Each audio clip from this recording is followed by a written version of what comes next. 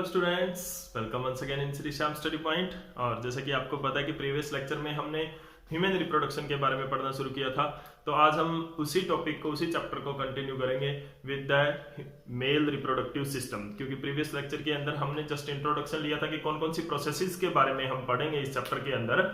तो आज हम क्या लेते हैं, सबसे पहले हम वो पार्ट्स लेते हैं जिनसे की रिप्रोडक्शन होती है, यानी कि जिन जिन पार्ट्स के अंदर जो रिप्रोडक्शन के इवेंट्स होते हैं उन पार्ट्स के बारे में हम स्टडी करेंगे। तो सबसे पहले हम पढ़ेंगे मेल रिप्रोडक्टिव पार्ट के बारे में, मेल रिप्रोडक्टिव सिस्टम। ह्यूमन के अंदर जो मेल होते हैं उनके अंदर किस तरह का रिप्रोडक्टिव सिस्टम होता है, कौन कौन से रिप्रोडक्टिव सिस्टम के पार्ट होते हैं। तो सबसे पहले हम इंट्रोडक्शन करते हैं मेल रिप्रोडक्टिव सिस्टम के बारे में। तो मेल रिप्रोडक्टिव सिस्टम क्या होता है, जैसे कि आपको पता है, it is a system of organism, यानी ऑर्गन्स की ऑर्गन्स का ग्रुप है। वहां पर एक जो ऑर्गन सिस्टम ऑर्गेनाइजेशन लेवल तक जाता है। तो यहाँ पे क्या है, बहुत सारे ऑर्गन्स हैं जो मिलकर रिप्रोडक्शन का फंक्शन परफॉर्म करते हैं। तो वो कौन कौन से ऑर्गन्स होते हैं, तो मेनली जो ह्यूमन के अंदर जो रिप्रोडक्टिव ऑर्गन्स है उनको हम टू पार्ट्स के अंदर डिवाइड करते हैं। वो कौन कौन से हैं, दो पार्ट्स, दैट आता है primary sex organ, primary sex organ and secondary sex organs. Primary sex organs कौन से होते हैं और सेकेंडरी सेक्स ऑर्गन्स कौन से होते हैं। Primary sex organs and secondary sex organs. तो टू टाइप्स ऑफ जो ह्यूमन के अंदर जो पार्ट्स होते हैं, रिप्रोडक्टिव पार्ट्स होते हैं। प्राइमरी सेक्स ऑर्गन्स के अंदर क्या क्या आता है, प्राइमरी सेक्स ऑर्गन के अंदर मेनली एक ही पार्ट हम लेते हैं, टेस्टिस, और इनको गोनेड्स भी बोलते हैं, गोनेड्स और टेस्टिस। ठीक है, गोनेड्स एंड टेस्टिस, और testis are the primary sex organ in human being. Human male के अंदर टेस्टिस होता है। तो अभी टेस्टिस के बारे में कुछ पढ़ते हैं। टेस्टिस क्या होता है, testis are the round spherical, round और oval shaped structure which is present in pairs. Pairs के अंदर होता है। कहां पे प्रेजेंट होता है,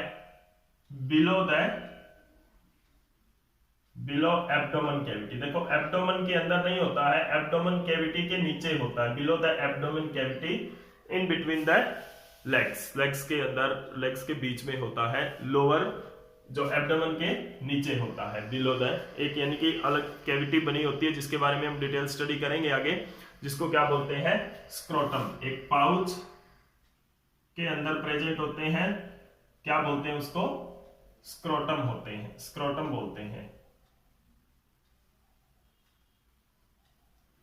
ठीक है, तो ये जो टेस्टिस होते हैं इनको प्राइमरी सेक्स ऑर्गन क्यों बोला है यहाँ पर। तो देखिए प्राइमरी सेक्स ऑर्गन क्या होते हैं, जो मेनली रिप्रोडक्शन के अंदर, यानी कि जो प्राइमरी ऑर्गन्स कौन से होते हैं, किसी भी फंक्शन को परफॉर्म करने के लिए जो मेन ऑर्गन होता है, यानी कि उसके अंदर जो लीडिंग ऑर्गन होता है, जो उसको लीड कर रहा है उस प्रोसेस को, उसको हम प्राइमरी ऑर्गन बोलते हैं उस सिस्टम के अंदर।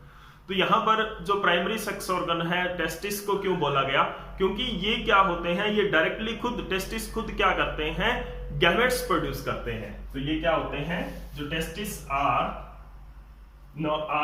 Included in the primary sex organ. Why, because they produce और they involves in gametogenesis. Gametogenesis के अंदर ये इन्वॉल्व होते हैं। जब हम फीमेल रिप्रोडक्टिव सिस्टम के बारे में पढ़ेंगे तो हम पढ़ेंगे कि उसके अंदर कौन सा पार्ट है, ओवेरी होता है, जो कि गैमेटोजेनेसिस के अंदर इन्वॉल्व होता है, जिसके अंदर oogenesis होता है, जो गैमेट प्रोड्यूस करते हैं। ठीक है ना, तो ओवेरी के बारे में हम क्या पढ़ेंगे कि ovaries are the primary sex organ. की जो ओवेरी है वो क्या होती है, प्राइमरी सेक्स ऑर्गन होती है। तो यहाँ पर क्या है कि राउंड ओवल स्ट्रक्चर होते हैं, पेयर्स के अंदर प्रेजेंट होते हैं, below the abdomen cavity, pouch के अंदर होते हैं स्क्रोटम। अब व्हाई दिस अकर्स, ये ऐसा क्यों होता है, ये ऐसा होता है क्योंकि कुछ फेवरेबल कंडीशंस चाहिए होती है, फेवरेबल कंडीशंस चाहिए होती है किसको, क्योंकि यहां पर गैमेटोजेनेसिस होगा और गैमेट्स इसके क्या बनते हैं, स्पर्म। तो स्पर्म की फॉर्मेशन के लिए, sperm formation of sperm, maturation of sperm and storage of sperm, यानी कि स्पर्म की प्रोसेसिंग के लिए क्या होता है, जो प्रोसेसिंग ऑफ स्पर्म फॉर्मेशन है उसके अंदर क्या होता है, उनको कुछ फेवरेबल कंडीशंस की जरूरत होती है। वो फेवरेबल कंडीशंस हमारी एब्डोमेन कैविटी के अंदर नहीं होती है, इसीलिए वो क्या होता है, एक membrane bounded pouch like structure जिसको हम स्क्रोटम बोलते हैं, वो एब्डोमेन कैविटी के नीचे चला जाता है, एब्डोमेन कैविटी से बाहर चला जाता है। तो वो वहां पर क्या होता है, it provide them the favourable condition. And what is the favourable condition, that is the 2 to 3 degree Celsius temperature. Mainly जो कंडीशन है फेवरेबल कंडीशन वो क्या है, टेम्परेचर की है, जो कि 2 to 3 डिग्री सेल्सियस। देखो 3 से थोड़ा बहुत ऊपर नीचे भी हो सकता है, 2 से थोड़ा बहुत ऊपर नीचे भी हो सकता है। It is a range, not exact temperature, it is a range of temperature जिसके अंदर स्पर्म फॉर्मेशन होता है और स्पर्म स्टोरेज होता है और स्पर्म मैच्योर होता है, ठीक है ना।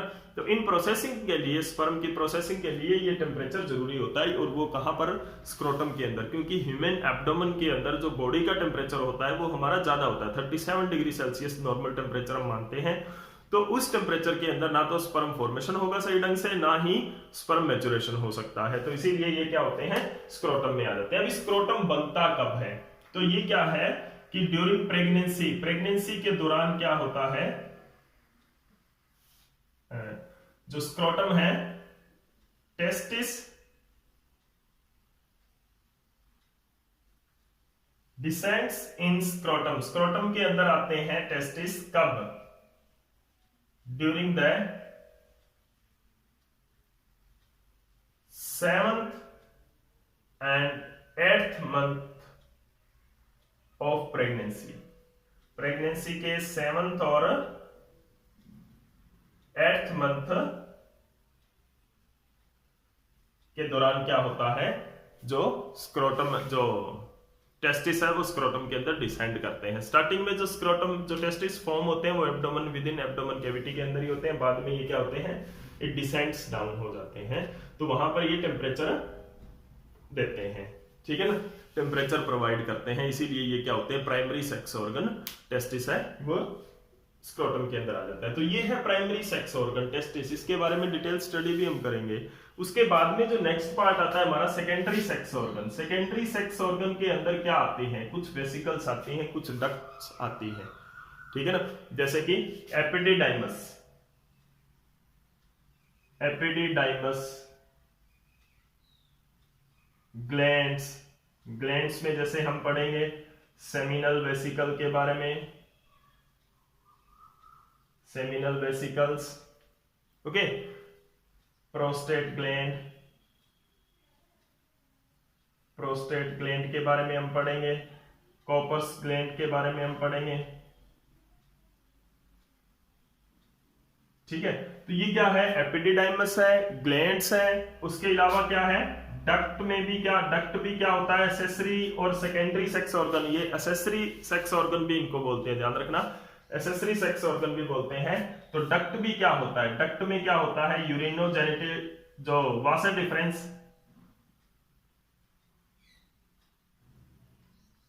वासा डिफरेंस होती है, जो कि स्पर्म डक्ट भी जिसको बोलते हैं, जो स्पर्म को कैरी करती है फ्रॉम टेस्टिस।